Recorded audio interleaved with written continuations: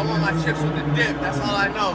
I don't want my chips plain. I want my chips with the dip. So bring them this. You see what my hat says? Not finals, not Eastern Conference, not nice try, or see you next year. Champions. Let's go. Talk. That's who did I steal from? Price tags on making the world feel some. They don't have enough to satisfy a real one. Logical Raptors Fanatic. Shoot trying to miss. Like every shot, Logical Raptors Fanatic. try to make it, so I was gonna act surprised. Logical Raptors Fanatic. Love the game of basketball. I mean, it's just more question you have to ask me in order for me to tell you about. Logical Raptors Fanatic. I just can't give you a whole spiel. I don't even know where you're sitting at. Salute, real ones. Project Truth Always. Mike G back here with Logical Raptors Fanatic. And we're continuing on with our end of season series for 2022-2023. And we have our finale today with Masai on the season issues and then sort of the direction we're going into. He says a lot in this presser, which will come up at a later date when we talk about the coaching search and the coaching trends of the last three coaches and whatnot. But we're going to focus today on this season and what we should expect going forward from Masai and what he's seen from analyzing the season after everything's said and done. So let's start off with what Masai thinks of the season. I think changes are going to be made on all fronts, and we're going to address that with the team. We saw how different players on our team would rise, would do well, but we never did it like collectively, and maybe that could be fit, maybe that could be sometimes system, sometimes role orientation, sometimes accountability, all the things that we think we're going to really look at, in how our roster is built, but we believe in the players we have, and whether it's tweaks or major changes, we're definitely going to look at everything. So there Masai keys in on that he's going to make changes, but analyzing what has happened is really key to what changes you do make. So he's going to look at system, he's going to look at role orientation, he's going to look at accountability. So there are a lot of different things, but thinking on that, the kind of through line of those three things, he's looking at the coaching staff like even more at this moment. And I think there are a couple reasons for that. And let's hear what he believes happened in the season and what he saw at first and what happened.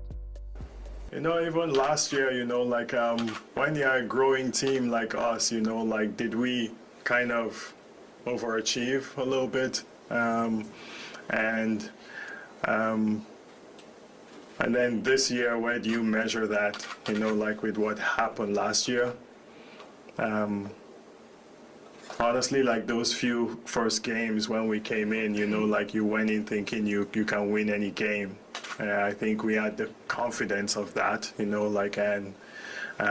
right around the New Orleans game and the Brooklyn game, I think it just, something there, just didn't seem right, to be honest. And it started, Doug, you remember? Yeah, I know, Grange, you remember, you were there.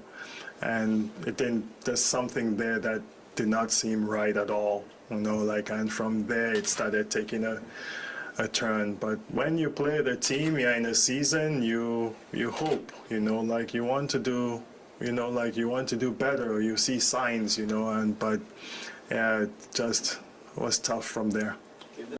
So there, Masai goes over the expectations coming out of last season, and maybe we did get ahead of ourselves a little bit with kind of the results that happened last season. But ultimately, we did come out looking fine. We went through that death schedule the beginning week of the season, right? And then something kind of happened with the team. After obviously Siakam slipped and everything went awry, there was something that just wasn't right. And I think Masai's keying in on the culture change. And even Fred VanVleet last week said we just didn't have that same feeling we've had in the past couple of years. It was weird, we couldn't really get it back. So honestly, let's hear what Masai thinks of the culture and whose responsibility is that, right? It's a good question, Doug. I think that game the last year summed up what has gone on in this organization. The feel, the spirit of who we really are. It's been very disappointing for us, and we want to gain our momentum back as a team. Togetherness, all the things that I think culture we have stood for here, I think we lacked this year. Did you see that eroding over time, or did it just sort of pop up in the last month of this season? Well, you could see it throughout the year. There was never that full excitement. There was never that full spirit. There was never that feel of togetherness. We all saw it. You all saw it. It's not something we're making up here. We win 2, and then all of a sudden, it goes another way. You seem like you're gaining, and then it goes another way. And it's not one person or one finger to point, and there's no pointing a finger at Nick. I have to take responsibility for this too. As a leader of this organization, I will always do that. But it wasn't us. Yeah, this year wasn't us. I think everybody saw that. So there Masai puts his finger on things and where exactly you saw it coming apart. So it wasn't like last season where we did well, he saw these issues cropping up. So what changes were made coming into the season, right? Most of the roster stayed the same, but there were changes to the coaching staff.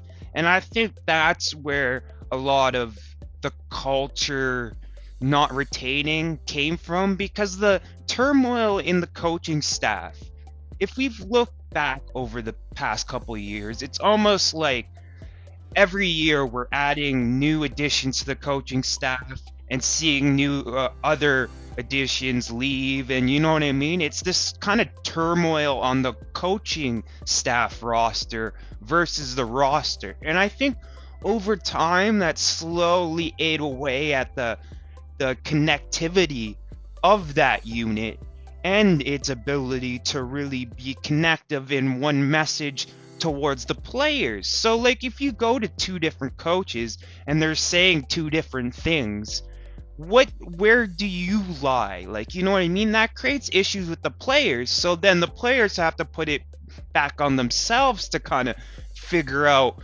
what they're trying to do, and that creates a lot of, it looks like individualistic play, but it's based on the system not being able to be planned out properly from everyone being on the same page.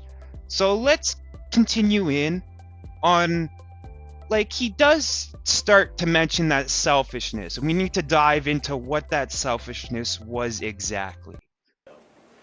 In Yak, I know a lot of people questioned, what we were trying to do at the trade deadline. And just to explain it again, the way the NBA is situated now is there's a lot of parity in the league, I think we see, and you don't necessarily have to tear down your team, to build it back up. And I understand the draft, and I think there are ways that we can get into there. I think we have the abilities to draft well, but getting a top 10 center in the league that I think fits with our team in terms of a lot of the things we needed to address. Number one, selfishness.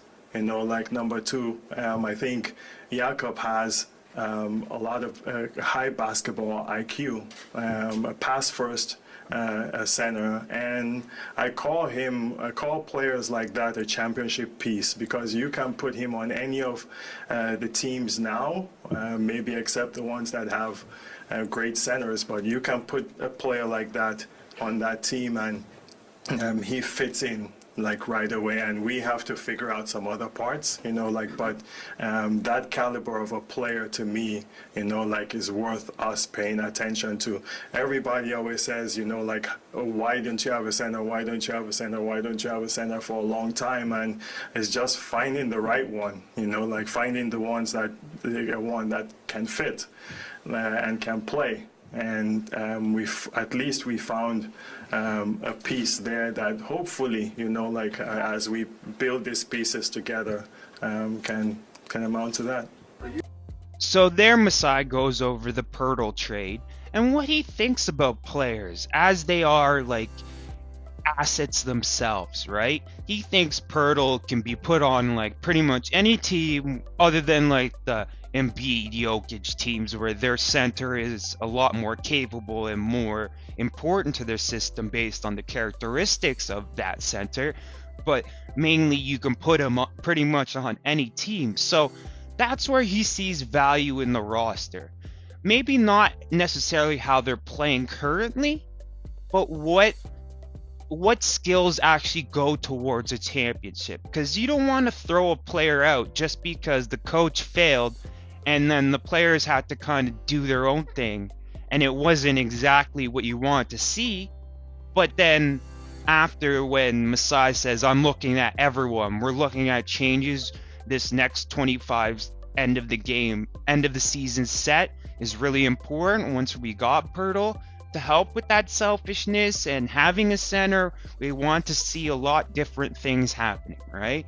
We saw FBB starting to pass more. He got to that 2020 game. He had a couple games where he had like 5 points and 18 assists, and people were really happy. So there was progress in certain roles. But now we need to evaluate, like, what can be kept from that selfish period. Because you can't just throw everything out. You just can't. Just because some pieces were selfish and the coaching staff and coaches weren't getting stuff done, you can't just throw everything out. That's not the way it works. And that's kind of Masai's first statement in that.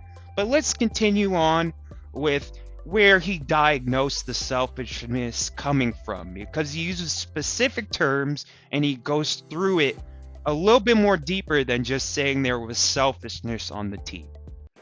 It's a good question, Mike. I think sometimes there comes a time when there's a little bit of complacency, I think. And when there was a little bit of complacency with us, I think some selfishness like seeped in.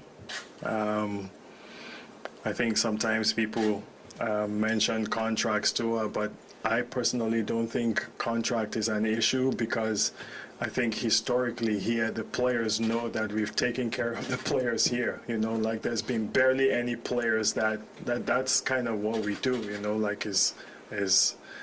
We like continuity here. So I didn't see where, that was an issue, but some people would say accolades and all the different things that, players can get or what they are gunning for. But yeah, selfishness, I think I mentioned it before, and I think the players know that, they know. I think,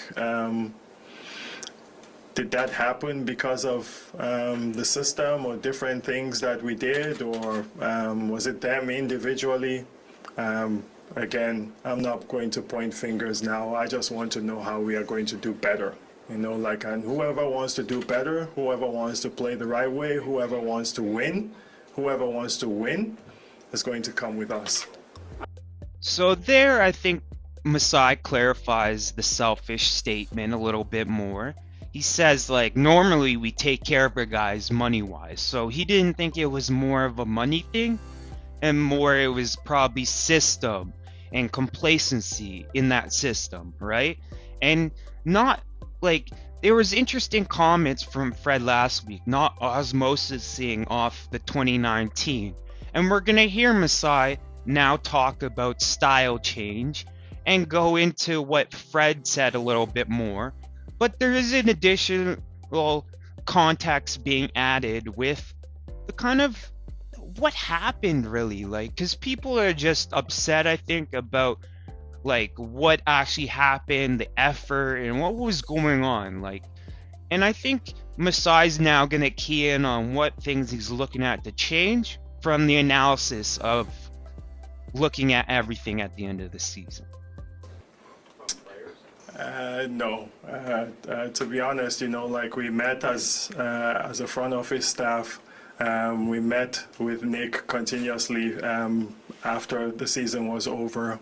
And that was the process. That's our process here after every season, is we evaluate.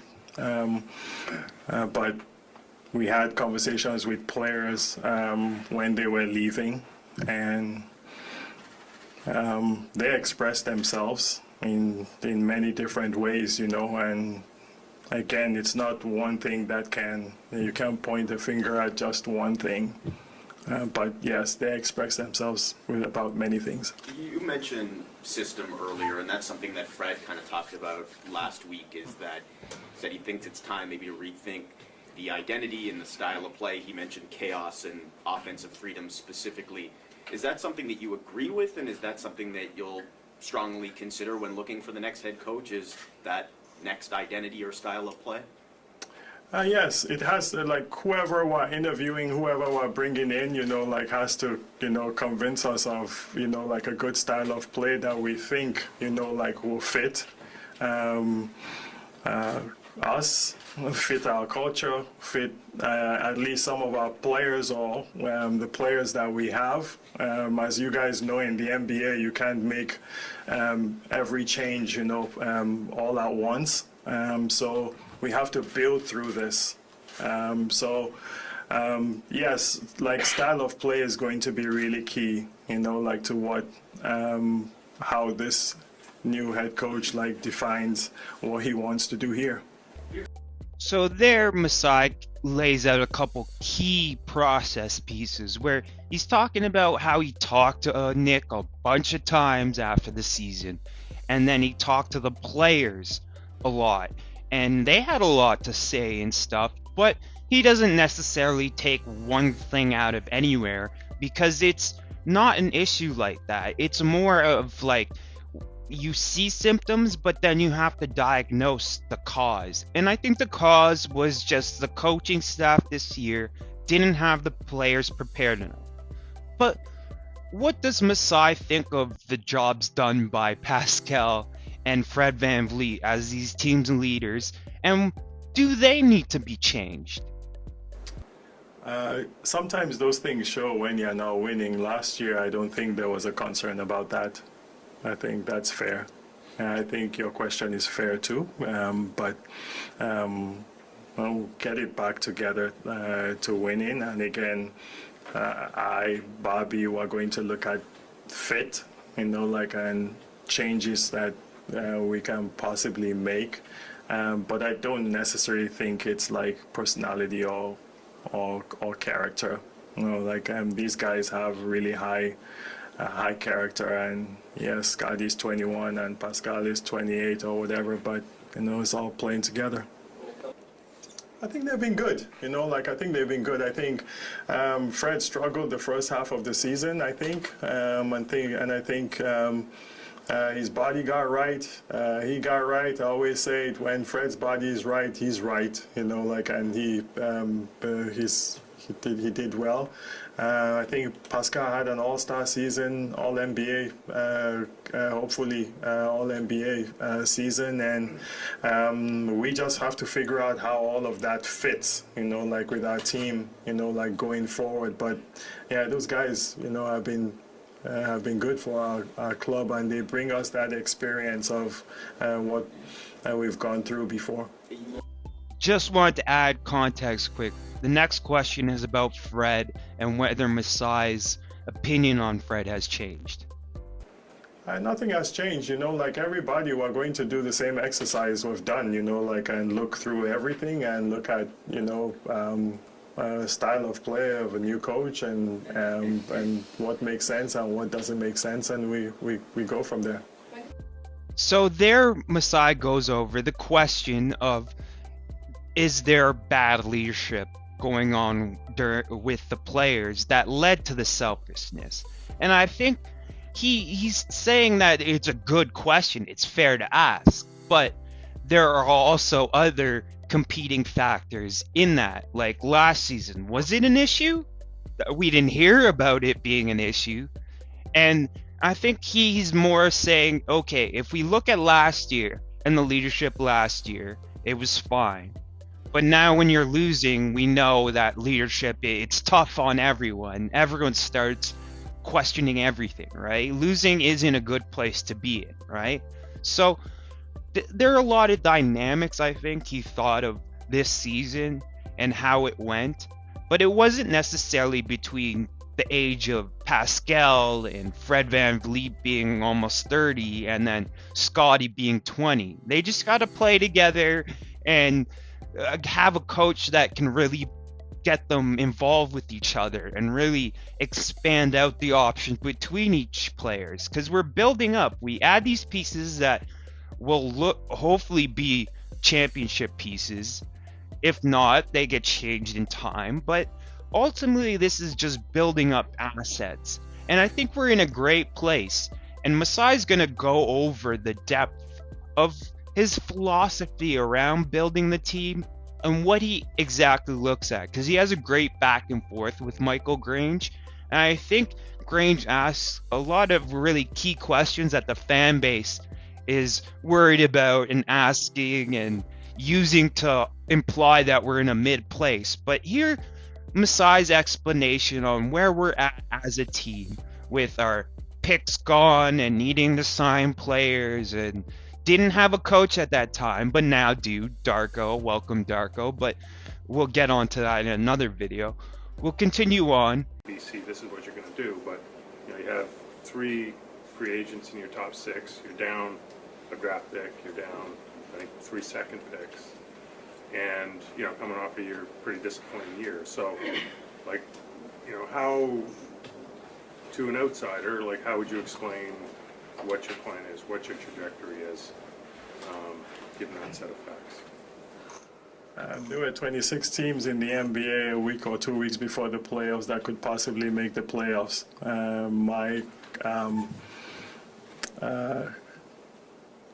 There's parity in the league, and I just don't view that breaking down a team is the only way to build a team. I think when I look at the trade deadline or I look at players that we have, I think there's a lot of value.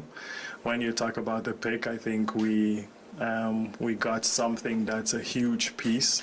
So I don't consider it that we lost a piece. We got Jakob Poeltl by it.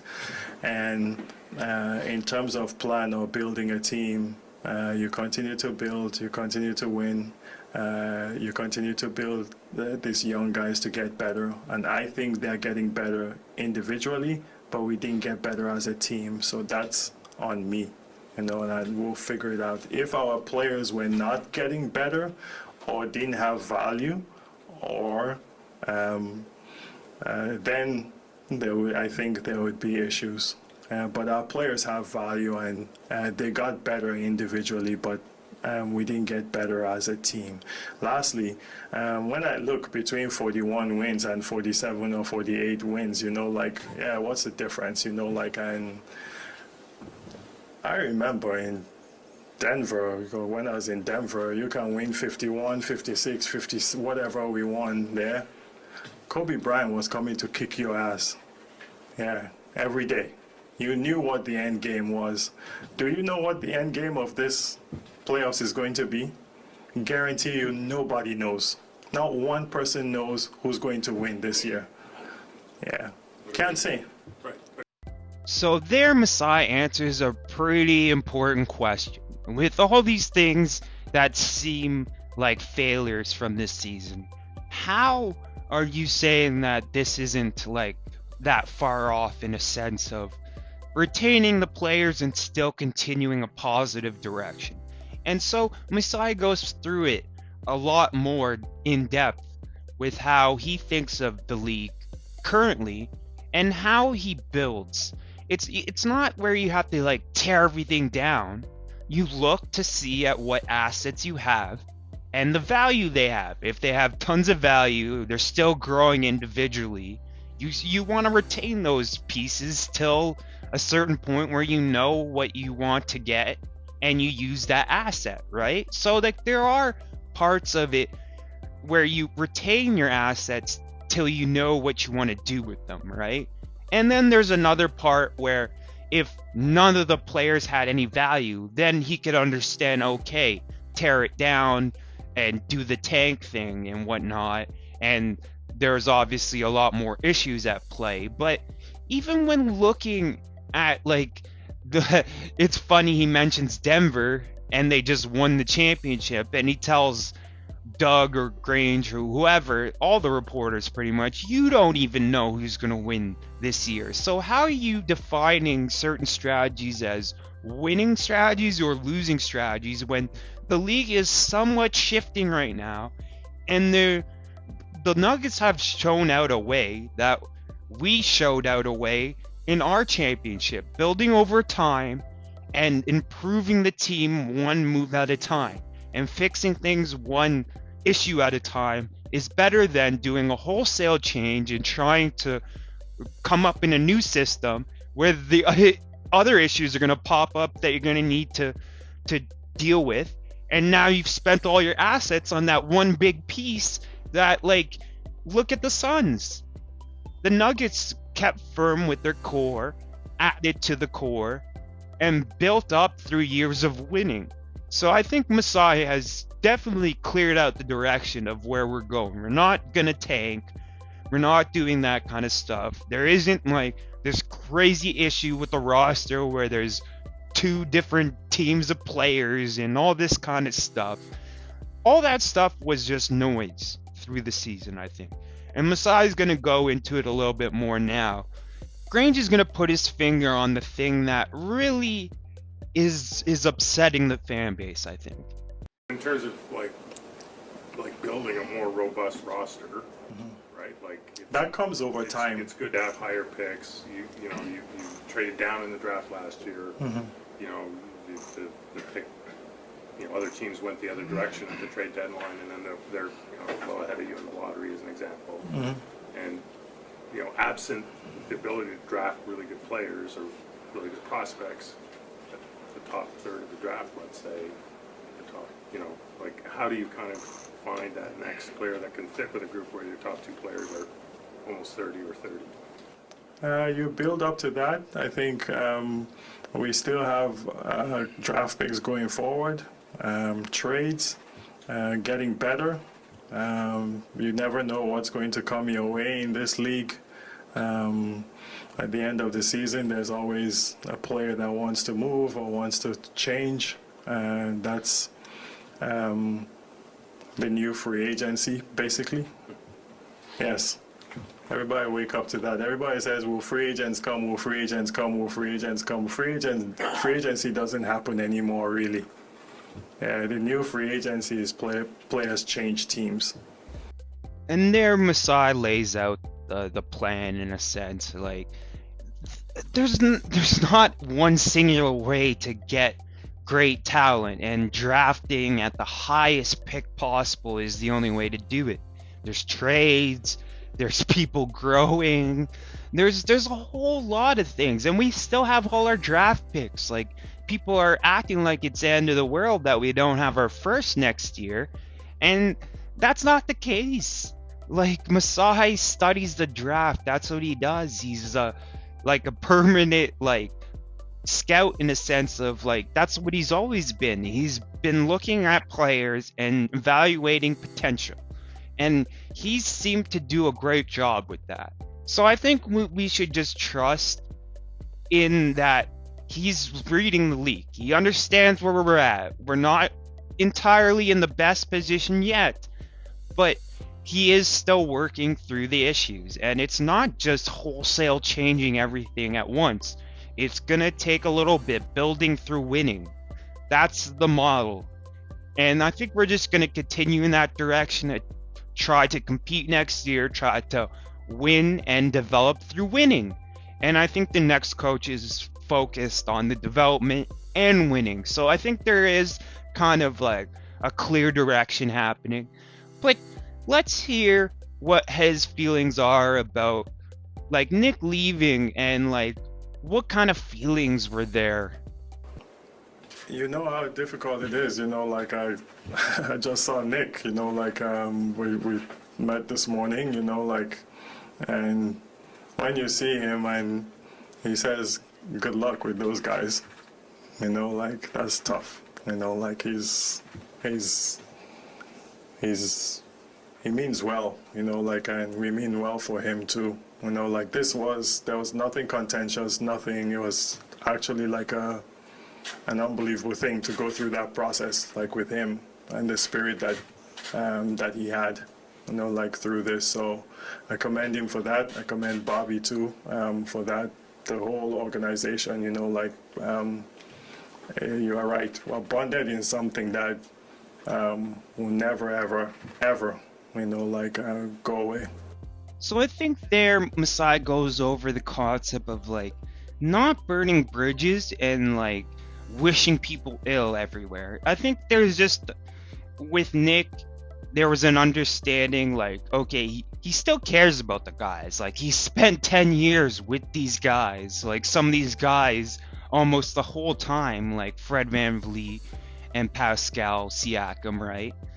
And he still wishes the best for them. They had many great years. We've had tons of winning with Nick and some of the stuff that he did. Like one like big mistake, and he goes over the mistake and stuff. I'm gonna get into it in another video, but that mistake doesn't really change the fact that Nick's tied to us, and we still want to leave doors open. I think that's the part that Masai really has focus on, of not burning bridges, to keep the Raptors connection out there. You keep connections alive by not alienating people. So I think as long as we don't alienate people through the changing process, we still have basis to call upon them, maybe at a future time or a later instant, and they're still rooting for us. So I think there's just a lot of change that need to be made from system and a lot of style of play. But going forward, we do have a direction. We're trying to win, and we're trying to grow through winning. I think he's put his finger on a bunch of prospects that have the ability, if trained right, can be really great winning players that maybe he sees becoming championship players. But there are a lot of things that he went through on his expectations of coach, and we couldn't get to it all. This video is already so long, so I'm gonna leave the really detailed coaching process stuff to talk when I'm talking about Darko, and we're gonna end it off here. And housekeeping, I'm gonna make this one short. Always want to salute the real ones for the likes, the comments, the subs, the feedback. This has been a great series. I think we got a lot done with this end of season series. Really great stuff. And always want to shout out Raptors Freaks, Lex 9:30 a.m. Eastern every day, talking with the real ones and discussing, debating different ideologies and just trying to be good fans with the team and really try to understand the different aspects and truly understand the process. I think that's a great piece to that channel and a great piece to my channel, so great synergy there. Always want to shout out Lex. Salute the real ones. Project Truth always. Logical Raptors. Fanatic out. Mike G. Mike G. Oh man, I love my team. Man, I love my team. I just cause I want to, cause I got to. Put the squad on your back, did the impossible. It's only logical, it's fitted from the heart. Problems hit the gym, they all work out. MVP, MVP. Even next season looking like a breeze.